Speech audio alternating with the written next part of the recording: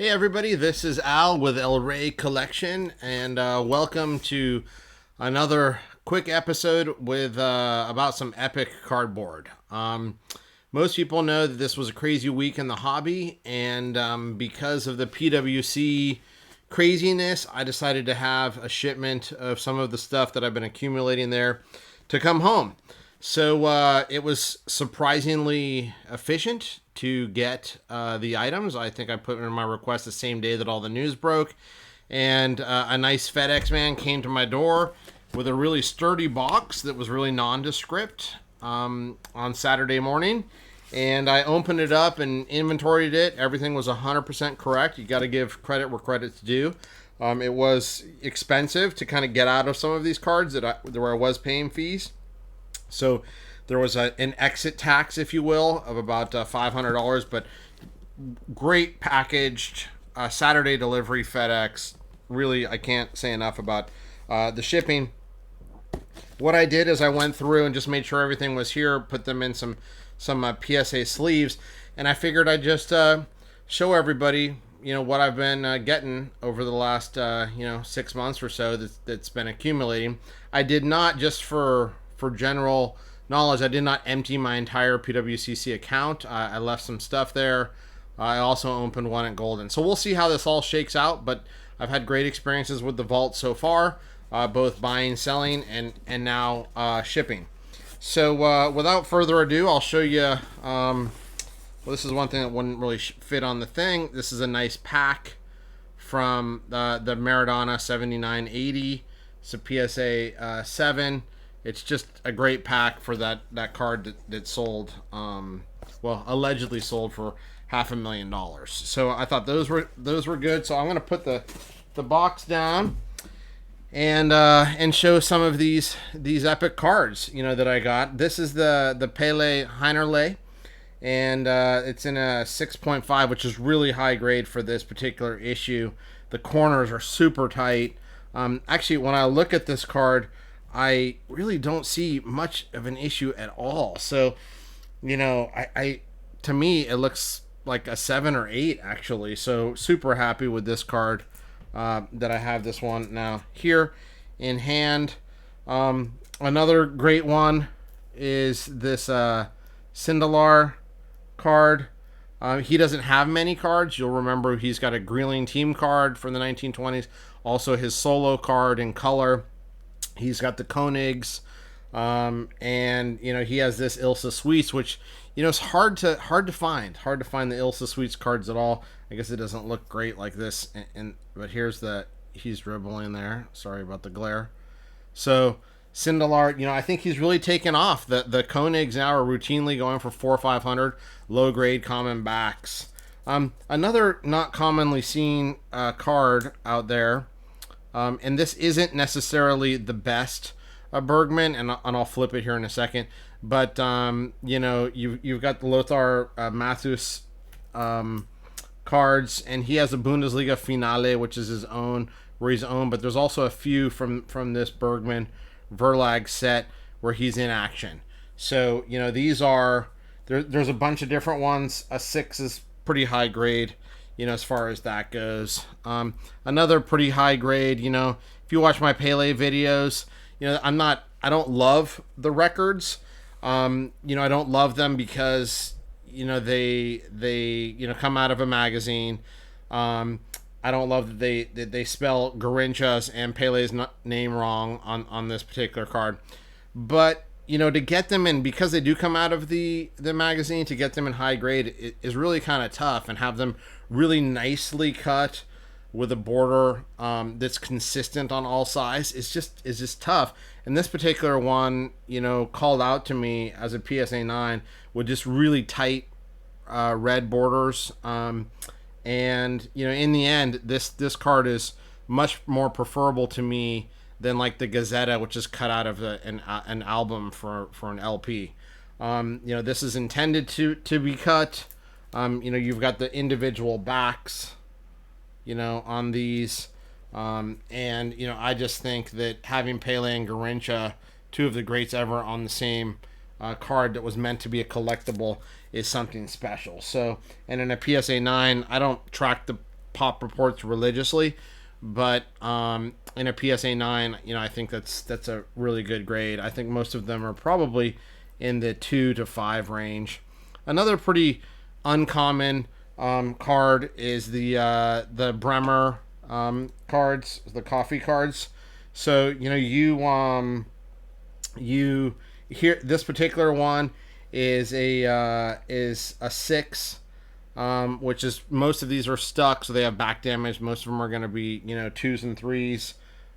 So I think this is kind of a follow-on card to the Heinerley. I'll slip that in here. You've got same kind of action shots going on. The black and white are definitely from 58, where the Heinerleys are likely from 1960, 1959, at the end at least. So these Bremer Fottering coffee cards are really great. You can see the back here is clean, really clean. So hard to get these in good grades for sure.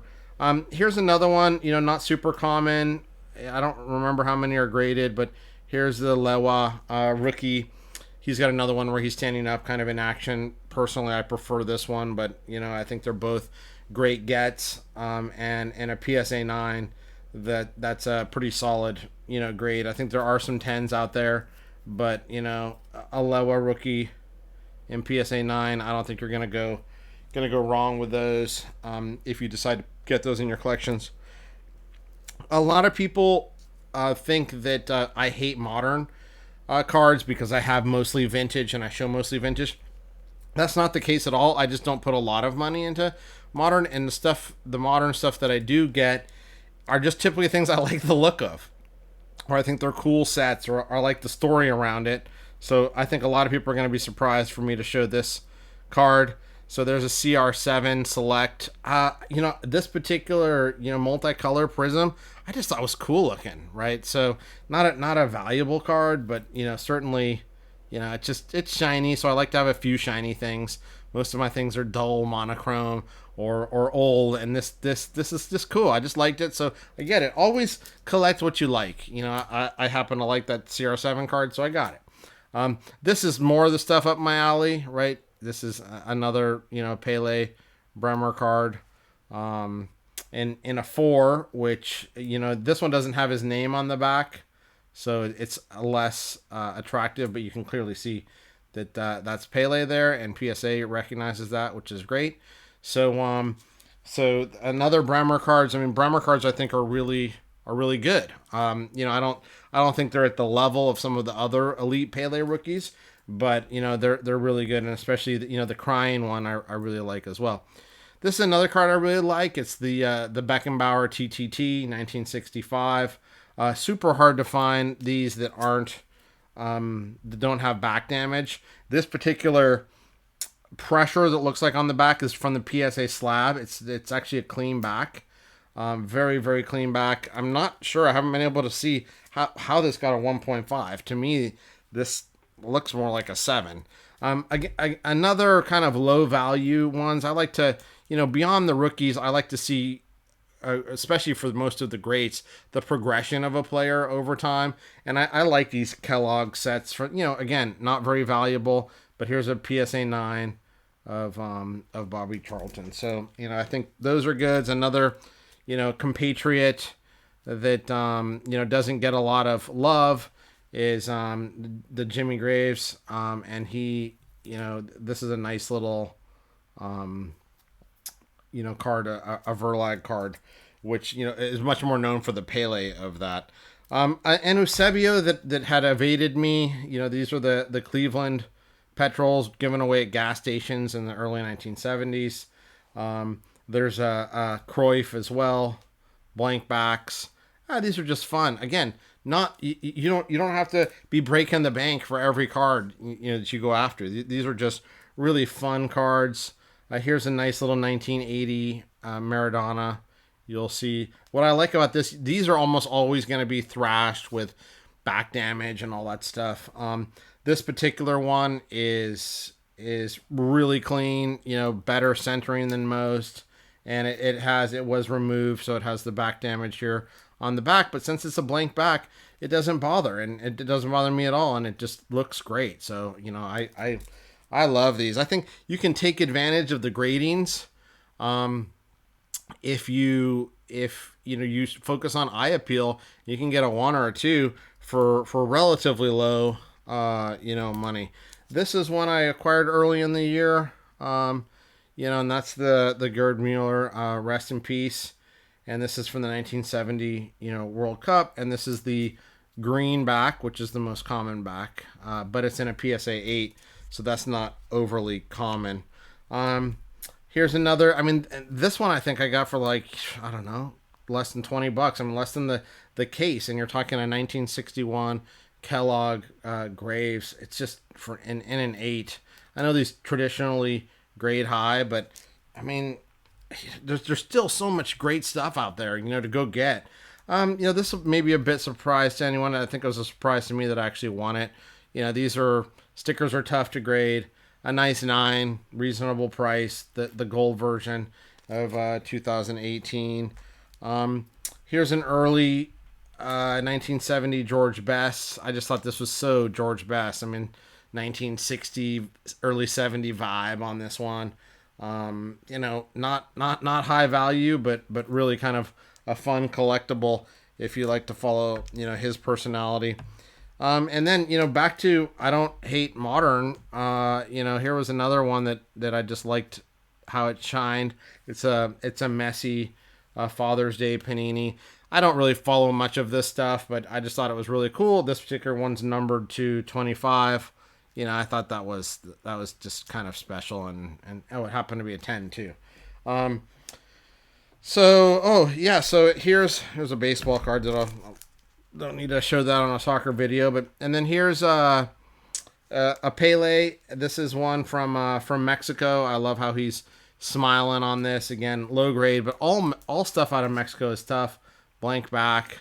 That's really kind of a special one. And then more of these have shown up, but this is the 1966 Bruguera that come out of Brazil, and they have a number. I think he probably has 4 different cards in the set.